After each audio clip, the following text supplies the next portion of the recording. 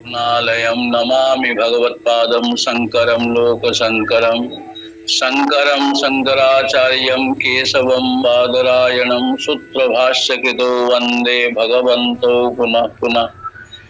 ईश्वरो गुरुरात्मेति मूर्तिभेदविभागिने व्योमवद्व्याप्तदेहाय दक्षिणामूर्तये नमः।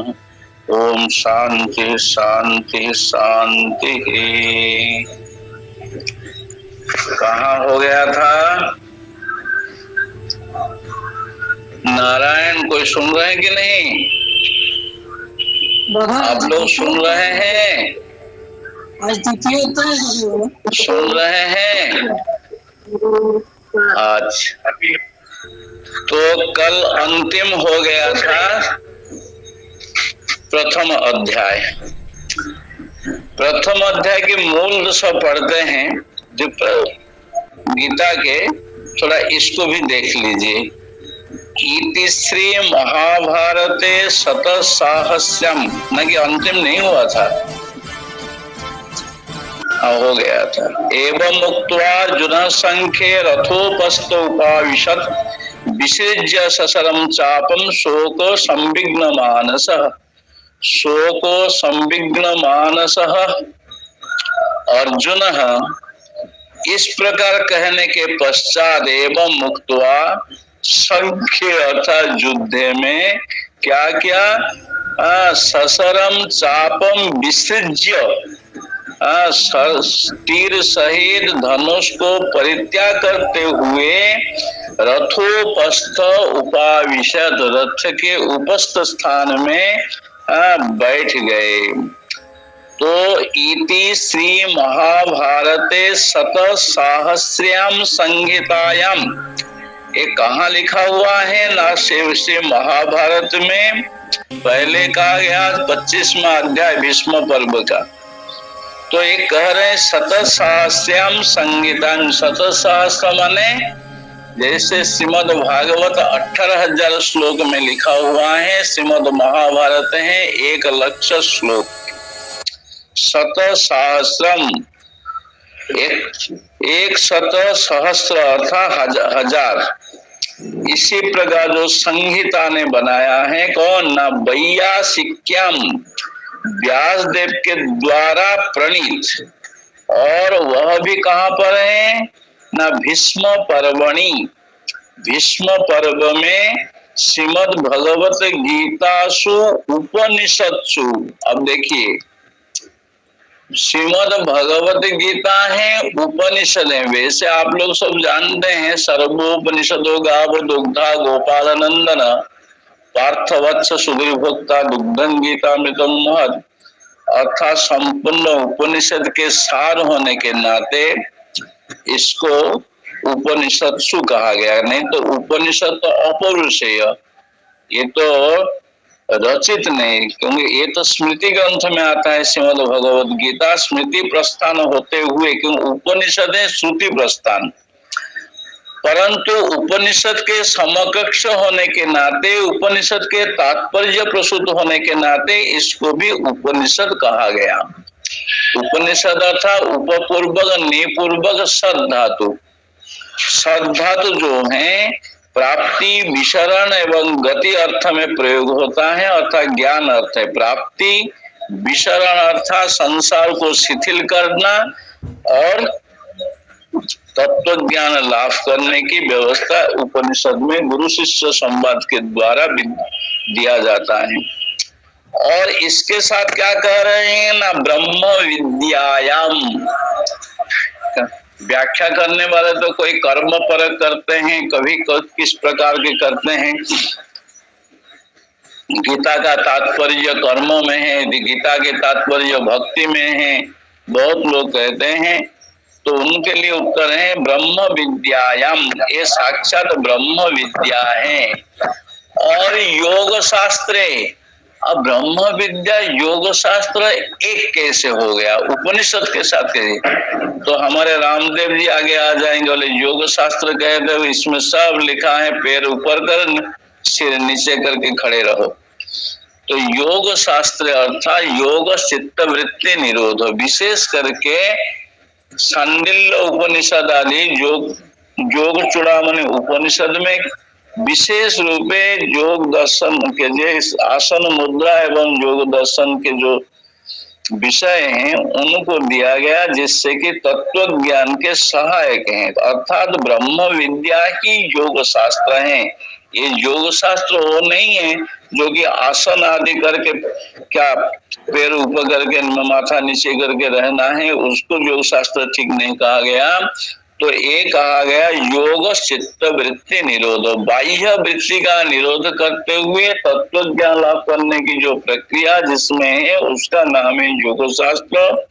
तो श्रीमद् भगवत गीता योग शास्त्र भी है और उपनिषद की प्रक्रिया जो गुरु शिष्य संवाद के माध्यम से होता है, इसी प्रकार यहाँ पर भी श्री कृष्ण अर्जुन संवादे अर्जुन विषाद योग नाम प्रथम अध्याय। अर्जुन विषाद योग, अर्जुन का यहाँ विषाद हो रहा है क्योंकि संसार के प्रति अनासक्त होने पर ही तत्व ज्ञान में अधिकारी होता है। अधिकारी के लिए जो लक्षण कहा गया वह लक्षण इसमें समवेत होता है, क्योंकि हमारे महाराज जी कहते थे ये उपनिषद जो है अरण्य विद्या, और यहाँ पर उपदेश दे रहे हैं किस जगह पे, न रण क्षेत्र में, युद्ध क्षेत्र में, और कह रहे हैं ये उपनिषद में गुरु शिष्य के संवाद कैसे होता है, न उपनिषद में संवाद होता है गुरु शिष्य अर्थात ब्रह्मचर्य अवलंबनकारी शिष्य गुरु गृह में जाकर के तत्व ज्ञान प्राप्त करते हैं। हाँ, गुरु जी सन्यासी होंगे ऐसा कोई नियम नहीं है, क्योंकि हमारे ब्रह्म विद्या संप्रदाय में सब गृहस्थ ही ज्यादा, नारायण, पद्मभव, ब्रह्मा, वशिष्ठ, शक्ति, पराशर, भगवान वेदव्यास, यहाँ की सुखदेव जी के भी 4 पुत्र एक कन्या है, क्योंकि देवी भागवत के आधार पर। वैसे भागवत में सुखदेव जी तो अलौकिक ही हैं, वो तो व्यास पुत्र अभवत। तो इसी प्रकार ये कहते हैं जे यहाँ पर वक्ता भी गृहस्थ, श्रोता भी गृहस्थ है, अर्थात शोक तरति शोकम आत्मवेद जो छांदोग्य उपनिषद के कथन है। तो शोक की जो निवृत्ति है, सामान्य निवृत्ति तो विभिन्न प्रक्रिया से होता है, बारिश आदि से निवृत्ति के लिए गृह आदि निर्माण होता है, और उसमें भी जो ये होता है क्या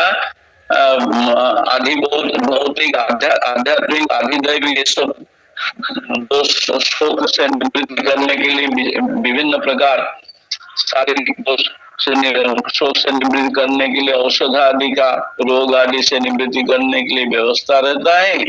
परंतु यहाँ शोकग्रस्त शोक के जो आत्यंतिक निवृत्ति, फिर शोक न हो, तो यही देवस्य नारद सनत कुमार जी से जो पूछे थे, तरति शोकम आत्मविद सोहम भगवत सोचामि माम शोकस्य परम पारम तारयतु। हे भगवान, मैं अत्यंत शोकग्रस्त हूँ, मुझे शोक के परपार में ले चलिए, शोक की निवृत्ति करवाइए। आत्यंतिक निवृत्ति हम चाहते हैं, और आत्यंतिक निवृत्ति होती है एकमात्र तत्व ज्ञान से, इसलिए तरति शोकम आत्मविद।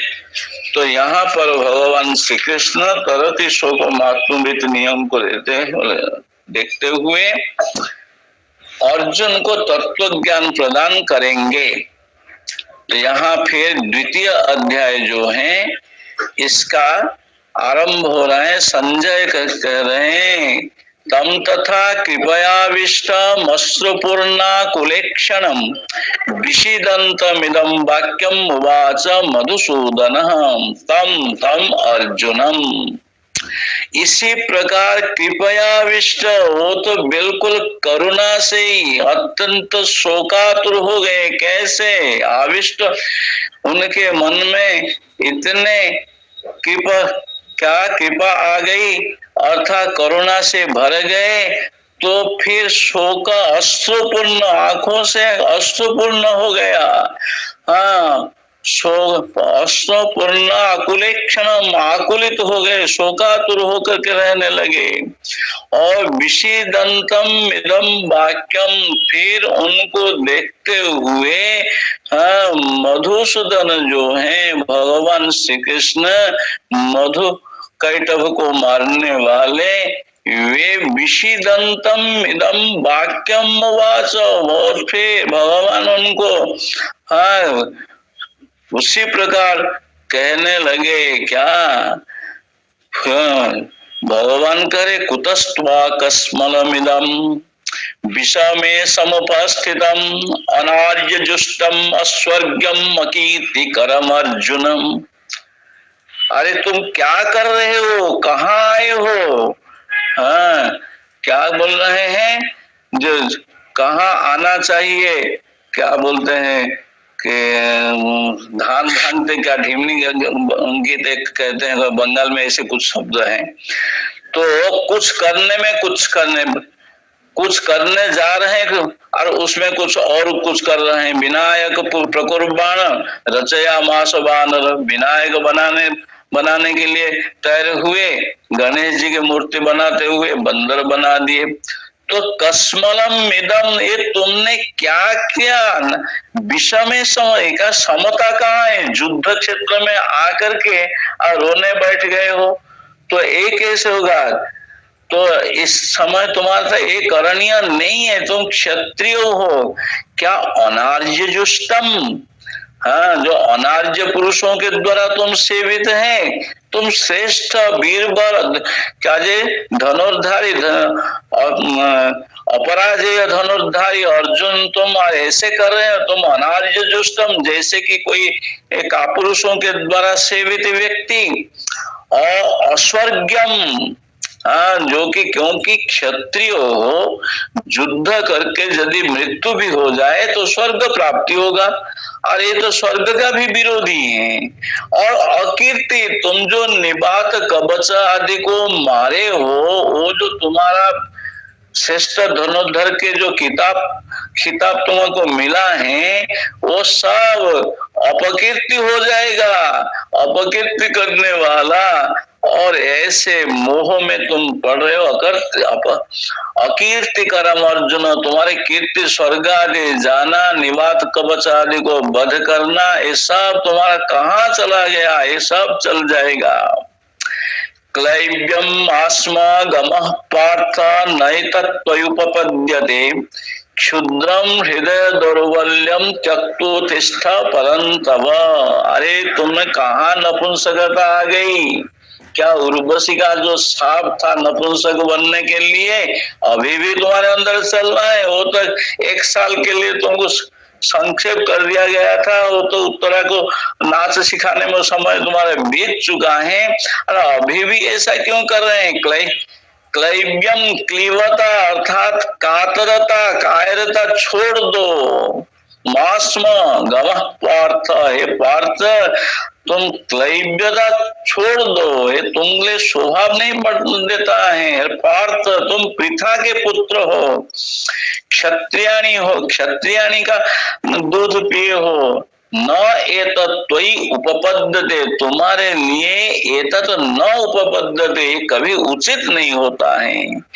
क्षुद्रम हृदय दौर्बल्यम, हाँ, ये तुम्हारे जो हृदय की दुर्बलता, ये उचित नहीं। क्यों? तुम तो परंतप, परान शत्रुम तापयति इति परंतप, जो शत्रु को पीड़ा देने वाले हैं। हाँ, तुम तो परंतप, जो परान, जो शत्रुओं को संताप देने वाले तुम, इसलिए तुम्हारा अंदर ऐसे हृदय में दुर्बल आना नहीं चाहिए। इसलिए त्यक्त दुर्बलता को, उत्तिष्ठ, खड़े हो जाओ। का जज स्वामी जी प्राय कहते थे बीच बीच में, अरे काशी में एक विद्वान थे, वो संस्कृत में बोलते थे, हिंदी आदि में नहीं बोलते थे। तो अपने शिष्य को संस्कृत में गाली दे, संस्कृत में बहुत ज्यादा बड़ी गाली तो नहीं होती है। तो बोले अच्छा संस्कृत में कोई बढ़िया गाली नहीं होता है तो तुमको अभी हिंदी में गाली देंगे, बाकी सब संस्कृत में बोलेंगे। तो यहाँ कह रहे हैं मैंने भद्र शब्द से जो गाली कहते हैं अब दिए हैं। वैसे साला बहुने की बात है उसमें तो गाली गलौज चलता रहता है, ऐसे सुना हूं। तो अर्जुन वाच, अब अर्जुन कह रहे हैं बोले अच्छा श्री कृष्ण ये तो बताओ कथम भीष्महम संख्ये द्रोणम च मधुसूदनम ईशु भी प्रतिजोत्स्यामि पूजार्हा वरिसूदनम। अर्जुन कह रहे हैं हे मधुसूदन आप तो मधु नाम के दैत्य को मारे हैं और हमें क्या कह रहे हैं पितामह भीष्म को मारे, द्रोणाचार्य को मारे। संख्य युद्ध में अहम में कैसे पितामह कथम भीष्मम, पितामह भीष्म को जिनके गोद में खेला हूं, आज कैसे आचार्य द्रोणाचार्य को हम मारेंगे क्योंकि उनसे शिक्षा प्राप्त किया हूं। आज द्रोणाचार्य भी कम नहीं थे। कराग्रे ससरम धनो मुखाग्रे निखिला बेला उभयोरपि द्रोण सामर्थ्यम सरादपि सापादपि। अतः जिनके मुखाग्रे निखिल वेद हैं और जिनके हाथ में ससर धनु है, तीर से धनु है, वो तो वह समर्थ है। ऐसे गुरु पूज्य गुरुदेव को भी मानने पड़ेगा। ईशु भी प्रतिजोत्स्या में जे पूजार है वरिसूदन, ये तो पूजा के योग्य है। हे हरिसूदन, ये शत्रुओं को मारने वाले आप कैसे कह रहे हैं अपने गुरुजन को मारने के लिए, गुरुदेव को मारने के लिए जो कि पूजा के अर्ह योग्य। हाँ, इनको इनके साथ ईशु भी कथम योत्स्यामि अर्थात तीर आदि द्वारा इनको कैसे मारेंगे क्योंकि इनको तो पुष्प से भी आघात करना पाप है। गुरुम हुंकार त्वंकार गुरुम निर्जित्यवादि भी श्मशाने जायते वृक्ष गिद्ध कंक पशुभित। माने यदि गुरुदेव के शास्त्रार्थ में पराजित करे, गुरु के हुंकार व त्वंकार ऐसे उपेक्षा मूलक शब्द बोले तो फिर मरने के बाद वह स्मशान में वृक्ष होकर के उत्पन्न होता है जिसमें गीध एवं कंक आदि पक्षी उसमें निवास करते हैं। तो ऐसे जहां होता है और जो पूजा के योग्य हैं और उनको हम पुष्प आदि के द्वारा पूजा करना चाहिए, पुष्प आदि के द्वारा आघात करना भी अपराध है। तो उनको हम ईशु भी अर्थात धनु तीर आदि के द्वारा कैसे युद्ध में उनके साथ कैसे युद्ध करूं, ये तो अनुचित कार्य। और गुरुन् हत्वा हि महानुभावान् श्रेयो भोक्तुं भैक्षम अपीह लोके हत्वार्थ कामंस्तु गुरोनिहैव भुंजीय भोगान् रुधिर प्रदिग्धान्। बोले देखिए गुरुन् अहत्वा और कोई रास्ता है कि नहीं, और भी तो कुछ किया जा सकता है। गुरुदेव के न मार करके उनको उनसे युद्ध न करके भिक्षावृत्ति अवलंबन कर लेंगे। गुरुन् अहत्वा ही जतः महानुभावान् गुरुन् अहत्वा। हाँ, महानुभाव जो महानुभाव हैं ऐसे गुरुदेव को न मार करके हाँ लोग यह लोक इस लोक में भैक्षम अपि भोक्तुम श्रेय भिक्षावृत्ति करके हम तो अपना पेट पाल लेंगे, यही अच्छा है, श्रेय है, यही श्रेष्ठ है। हत्वार्थ कामस्तु गुरुन् इहैव भुंजीय भोगान् रुधिर प्रदिग्धान्। आज जब गुरुदेव को मार करके हत्वा अर्थ कामस्तु अर्थ एवं अपने कामना की पूर्ति करने के लिए अर्थ काम रूप भोग को प्राप्त करने के लिए यह गुरुन् हत्वा गुरुदेव के मार करके तो क्या होगा? रुधिरा प्रदिग्धान भोगान भुंजीय। हाँ, रक्त में सना हुआ जो भोग है वही भोग भोग मिलेगा। ये तो बिल्कुल गलत बात है। रक्त से, गुरुदेव के रक्त से, गुरुजनों के रक्त से जो सना हुआ भोग वस्तु, उसको भोग करने पड़ेगा। एक कभी हमें उचित नहीं लग रहा है। न चैतद विद्वा कतरन्न गरियो यदवा जयेव यदि वा न जयेयु याने वहत्वा न जिजीविषामस्ते अवस्थिता प्रमुखे धार्तराष्ट्रा न च एतद विद्मः। विद्धा तो ज्ञानार्थक है, न विद्मः ये हम नहीं जानते हैं। युद्ध का फल क्या होगा ये कोई पहले से नहीं बता सकता। न च एतद विद्मः, यह हम नहीं जानते हैं। कतरन्नो गरीय, हाँ, इसमें क्या करना उचित है, क्या करना अच्छा है, ये हम नहीं जानते हैं, क्योंकि पता ही नहीं। यदवा हाँ जयेम यदि बानो जयेयु, हाँ हम लोग जीतेंगे या हम लोग वो क्या पराजित होंगे। हाँ, हम लोग को पराजित करेंगे। तो ये जब हम आपसे नहीं जानते क्या होगा, परिणाम कुछ मालूम नहीं, पहले पाप कर्म करने में क्यों लग जाएंगे। याने हत्वा न जिजीविषामस्ते अवस्थिता प्रमुखे धार्त रास्ता। हाँ, यान एव हत्वा, जिनको मार करके, हाँ, न जिजीविषाम, जिनको मार करके जीवन जिजीविषाम जीवितुम इच्छाम, इच्छायाम सन प्रत्यय है कि जिजीविषाम, जीवन धारण कर ले चाहते हैं, न चाहते हैं, हमको कोई जरूरत नहीं। अस्ते अवस्थिता प्रमुखे धार्तराष्ट्रा, और धृतराष्ट्र के जो सुपुत्र ये सब हमारे सामने खड़े हुए हैं, इसलिए इनको मार करके हम जीवन धारण करना भी नहीं चाहते हैं। और इसमें विजय होगा कि पराजय होगा जब निश्चय नहीं है, तो इसलिए ऐसा नहीं करना चाहिए। कार्पण्य दोषोपहत स्वभाव पृच्छामि त्वं धर्म समूढ़ चेता यच्छ्रेयस्यान्निश्चितं ब्रूहि तन्मे शिष्यस्तेऽहं साधि मां त्वां प्रपन्नम्। अब तो हमारे अंदर आ गया कार्पण्य दोष, कृपणता। तो कार्पण्य दोष अर्थात उदार बुद्धि नहीं है, बहुत संकुचित वृत्ति है, क्योंकि धर्म अधर्म के चिंतन यहाँ आ गया। तो इससे क्या हुआ, अपने कर्तव्य से भी विमुख हो रहे हैं। हाँ, पता नहीं चल रहा है क्या करना है। कार्पण्य दोष अपहत स्वभाव, कार्पण्य दोष के द्वारा हमारे जो चित्त है, स्वभाव है, वो अपहत है अर्थात प्रभावित हो चुका है। हाँ, त्वाम धर्म समूढ़ चेता अहम त्वाम पृच्छामि।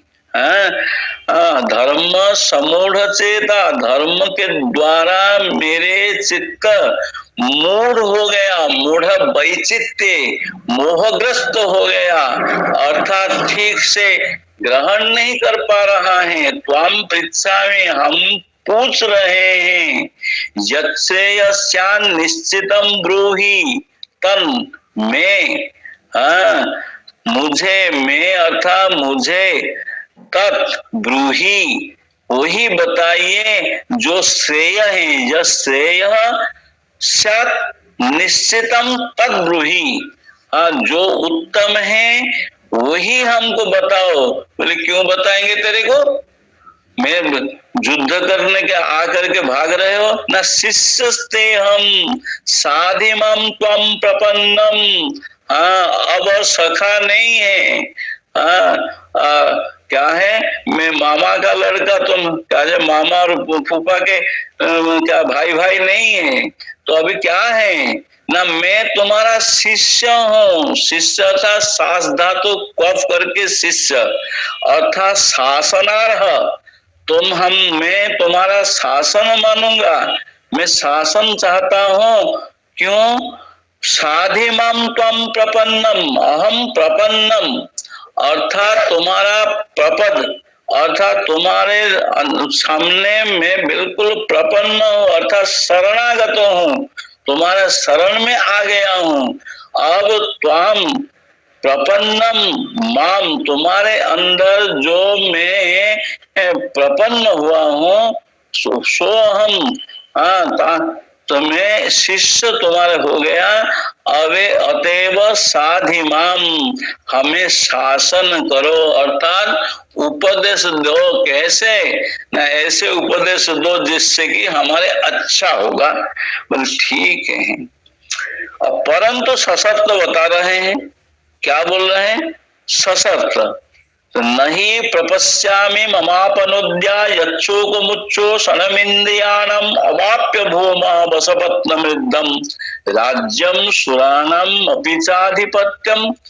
क्योंकि पृथ्वी में निष्कंटक जो धन धान्य संपन्न राज्य है, न ही प्रपश्यामि मम अपनुद्यात, हाँ, और यह शोकम उच्छोषणम इंद्रियाणम, और ये सब इंद्रियों को सुख क्या है, उच्छोषणम, इंद्रियों को शोषण करने वाले।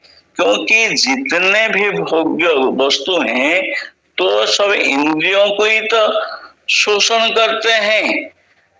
तो इसलिए कह रहे हैं जो इंद्रियाणम मम अपनुद्या शोकम उच्छोषण इंद्रियाणम, क्यों न अवाप्य भूमौ असपत्न मृध्यम राज्यम सुराणम अपि चाधिपत्यम।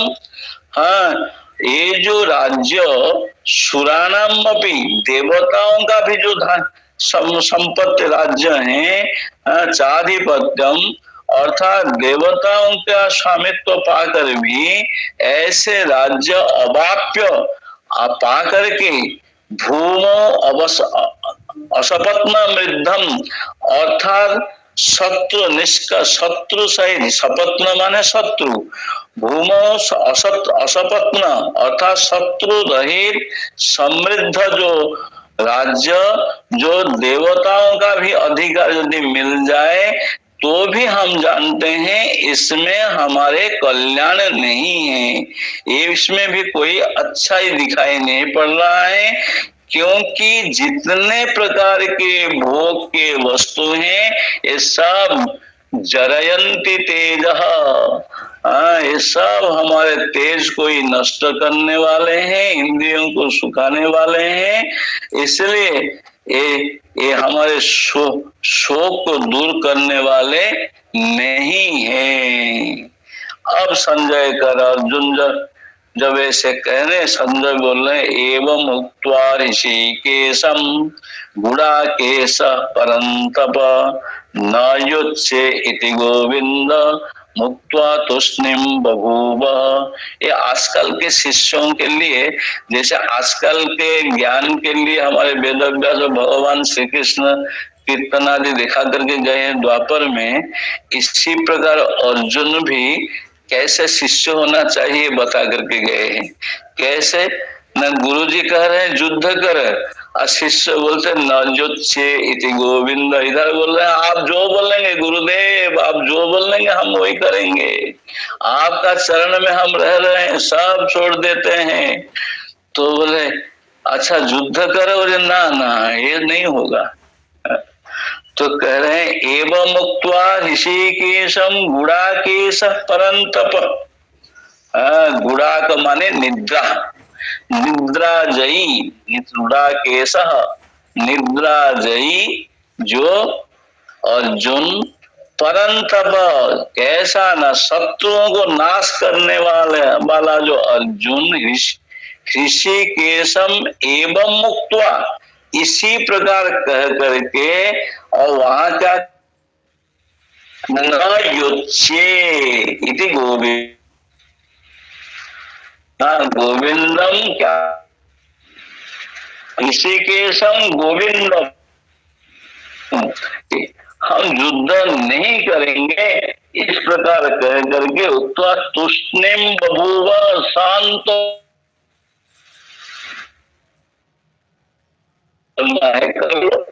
हम तो बैठ गए, अब तो हम युद्ध नहीं करेंगे। तमुवाच ऋषिकेशम प्रहसन्निव भारतम सेनयोरुभयोर्मध्ये विषीदन्तमिदं वचः तम अर्जुनम, कैसे अर्जुनम, तुष्णिम बभूव अर्जुनम, जो अर्जुन शांत होकर के बा न युत्से इति गोविंदम उक्त्वा, अर्थात न युत्से ऐसा कह करके तुष्णे बभूव जो अर्जुन है, तम उवाच उनको कहने लगे, कौन ना ऋषिकेश, हाँ ऋषिकेश, ऋषिकानी इंद्रियाणी, इंद्रियों का जो ईश है वो है ऋषिकेश। और कैसा, हंसते हुए, प्रसन्न इव, खो गंभीर भी नहीं, हाँ खो डांटते हुए भी नहीं, पहले तो डांट दिए ना, और क्यों संस्कृत में पहले कहा हूँ, संस्कृत में ज्यादा गाली तो होता नहीं है, फिर यदि गाली गलौज करें तो भाग जाए अर्जुन, तो प्रहसन वर्ष, हंसते हुए बोले हे भारत, अरे भारत, भरत वंशी, तुम्हारे वंश में ऐसे कायर पुरुष तो कोई जन्म लिया ही नहीं। हाँ भा अर्थात प्रतिभा से रक्त, तुम्हारा अंदर प्रतिभा तो होनी चाहिए, तुम्हारा प्रतिभा है। और कहा ऋषिकेश प्रहसन, मानो हंसते हुए, माने उसको प्रहसन, हाँ हास्य के पात्र बना दिए। देखो सेनयोर उभयोर मध्य विषीदंतम मिदम वचः, उभय सेना के बीच में बैठे हुए मध्य विषीदंतम, वहां बीच में विषीदंतम इदम वच, इदम वचम, इदम वचः विषीदंतम, माने विशेष रूप से ये वचन कहने लगे हंसते हुए, दोनों सेना के बीच में कहने लगे। यहाँ तक तो भगवान भाष्यकार भाष्य रचना नहीं किए हैं, इसके बाद ही आरंभ होता है श्रीमद् भगवद गीता। यहाँ तक माना जाता है प्रस्तावना, अर्थात श्रीमद् भगवद गीता की प्रस्तावना यहाँ से आरंभ, यहाँ तक हुआ, क्योंकि अधिकारी के बिना तत्व को कोई भी कार्य नहीं होना चाहिए। और अधिकारी का जो लक्षण है, विशेष करे लक्षण यदि कहा जाए तो नित्यानित्य वस्तु विवेक विचार, यह मूत्र फलभोग विराग, समदमोपरति तितिक्षा, समाधान श्रद्धा और मुक्ति की तीव्र इच्छा, ये जिनके पास है वही वेदांत पढ़ने के अधिकारी हैं। अथा तो ब्रह्म जिज्ञासा का जो अथ शब्द है, अथ शब्द अनंतर है, वैसे योग दर्शन भी है अथा, अथा तो अथ योगानुशासनम, योग दर्शन का प्रथम सूत्र भी अथ योगानुशासनम, और मीमांसा दर्शन का, पूर्व मीमांसा का प्रथम सूत्र भी अथा तो धर्म जिज्ञासा, और वेदांत का है अथा तो ब्रह्म जिज्ञासा। अर्थ शब्द का अर्थ आनंतर्य, आनंतर्य जो है उभयत, उभयत अर्थात धर्म जिज्ञासा में भी वेद अध्ययन के अनंतर, और यहाँ पर भी तत्व ज्ञान क्या है, ब्रह्म जिज्ञासा में भी क्या वेद अध्ययन के लिए के अनंतर उभय तो दिया गया है। परंतु इसमें भगवान भाष्यकार जो अर्थ करते हैं अथा तो ब्रह्म जिज्ञासा में, अथ शब्द का अर्थ अनंतरीय, और किसके अनंतर, न साधन चतुष्टय के अनंतर। साधन चतुष्टय है नित्यानित्य वस्तु विवेक विचार, नित्यानित्य वस्तु विवेक विचार, कौन सा नित्य है कौन सा अनित्य है इस प्रकार के विवेक है विचार करते हुए, और यहाँ मूत्र फलोभोग विराग, और यहाँ मूत्र अर्थात वर्तमान में मर्त्य में जहां है वहां, एवं मरने के बाद स्वर्ग आदि प्राप्ति करने की जो इच्छा, उभय त्रिफल भोग विराग, फल भोग करने की आकांक्षा नहीं रहनी चाहिए। क्योंकि फल भोग जो होता है ना वो अंतःकरण में भोग होता है, और वेदांत के तत्व ज्ञान से क्या होता है, अंतःकरण भी बाधित हो जाता है।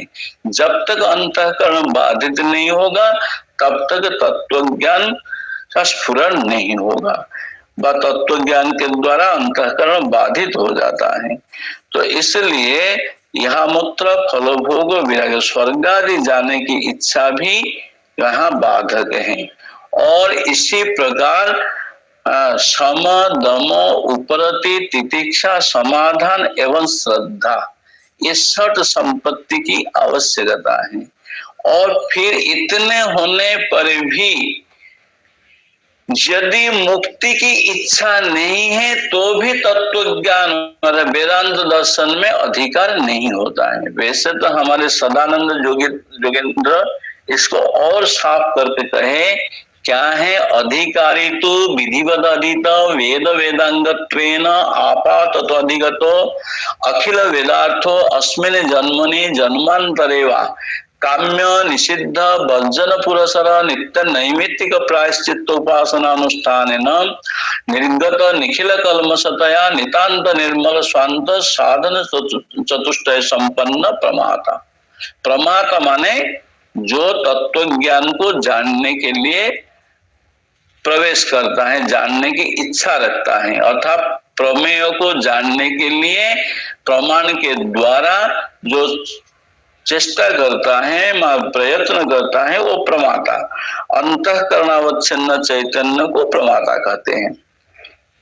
तो इसलिए यहाँ ये कहा गया, ये अधिकारी का जो लक्षण है पूरा इसमें क्या क्या प्रथम अध्याय ये 10 श्लोक तक ये बात अधिकारी के लक्षण के बारे में ही विचार किया गया, क्योंकि ये धर्म पक्ष है।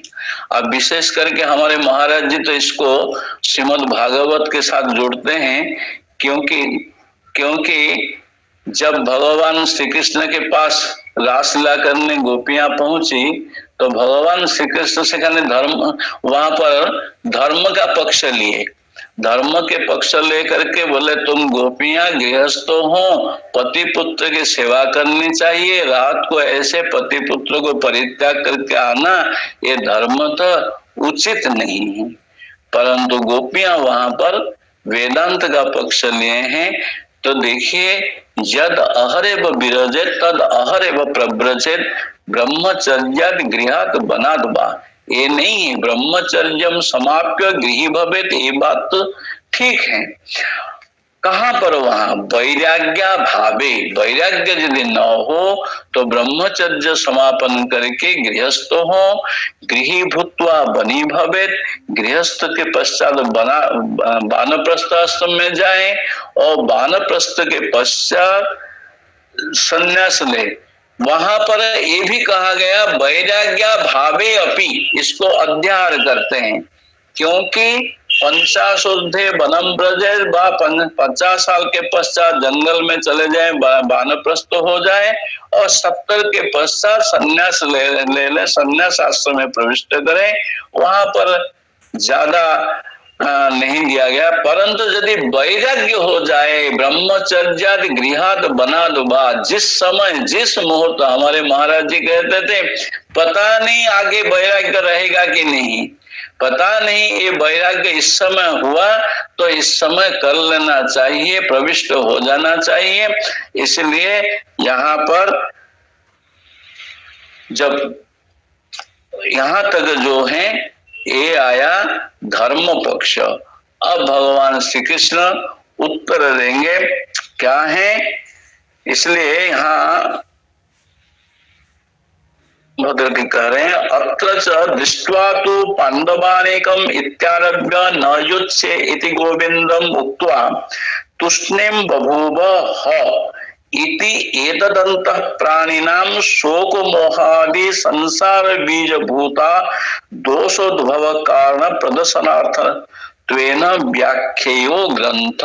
ये जो ग्रंथ में कहा गया ये क्या है, दृष्ट्वा तो पांडवानेकम, यहाँ से आरंभ करके माने जो दुर्योधन वहां पर आकर के पांडव आदि को देख करके कहा, और यहाँ पर अर्जुन क्या कह रहा है, न युच्छ इति गोविंद, मुक्त्वा तुष्णिम बभूव, हम युद्ध नहीं करेंगे, इस प्रकार कह करके जो अपने युद्ध नहीं करने की बात कही है। तो ये कह रहे हैं एतदंत प्राणिनम, ये प्राणियों का क्या है ना, शोको मोहादि संसार बीज भूतम, क्योंकि शोक एवं मोह के कारण ही तो कह रहे हैं हम युद्ध नहीं करेंगे। और ऐसा संसार का क्या है, शोक एवं मोह क्या है, संसार के बीज भूत, ये संसार का कारण भूत दोष है। दोष के उद्भव होने के नाते उसका कारण प्रदर्शन करने के लिए यह व्याख्यो ग्रंथ, ये ग्रंथ इस प्रकार बताया गया है, व्याख्या की गई है।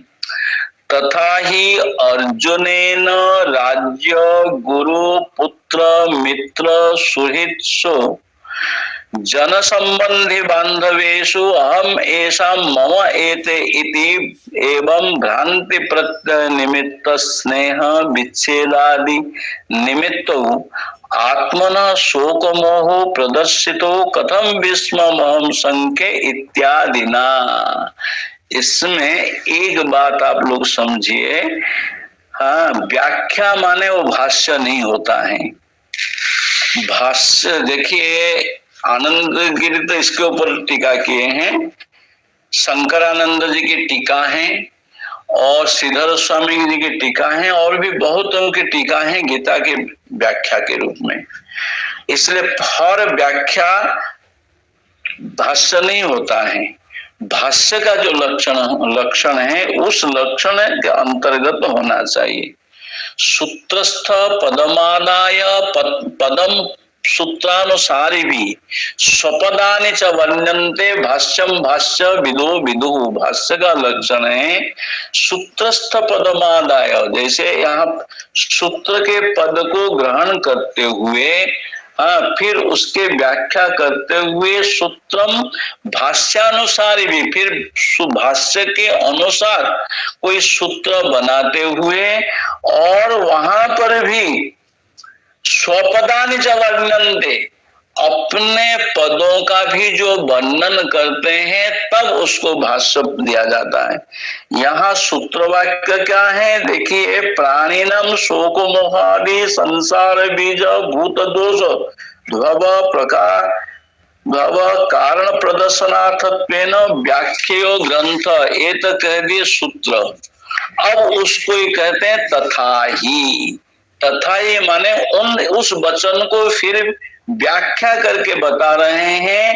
देखो, तथा ही अर्जुनेन राज्य गुरु पुत्र मित्र सुहृद स्वजन संबंधी बांधवेशु अहम ऐसाम मम एते।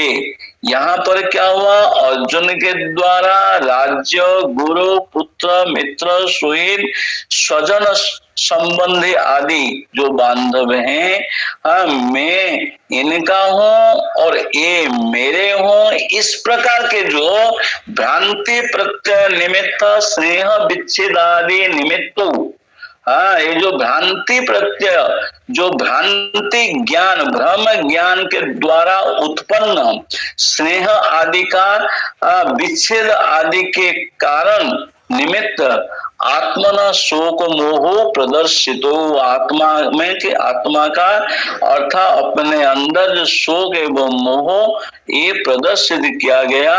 कथम भीष्म माम संख्य इत्यादि ना।